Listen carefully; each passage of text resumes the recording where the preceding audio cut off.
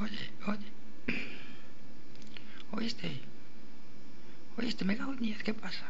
¿Qué pasa? ¿Qué le vamos a decir a todo el mundo que fumamos porros? A ver, ¿cuánto quieres?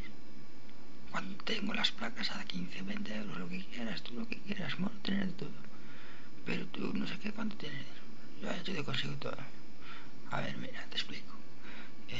Tengo 25 euros, 30 euros, 45, 60, va hasta un kilo de dólar. Lo que tú quieras, tío. ¿A cuánto me gusta? 20, 30. Va a ver, los tengo todos los precios que quieras. Pero como se lo digas a alguien te mando. Moro no decir nada, ¿eh? Tú, como te hiciera Moro, que yo no decir nada. No decir nada porque ya sabes cómo está el tema de los materos, ¿no?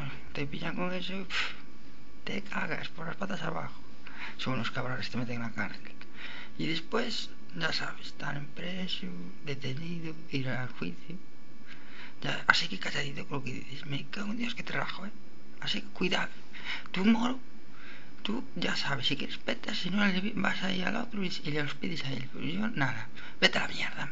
Moro, no defraudar, Moro, pagar al fiado. Moro, pagar siempre. Moro, pagar siempre. No dejar el dinero a nada. Dios tener, me cago en 10. Va, este chaval se le va mucho la gama. Me cago en 10. A ver, ¿qué, tío? ¿Quieres tomar otra? Oh, mire.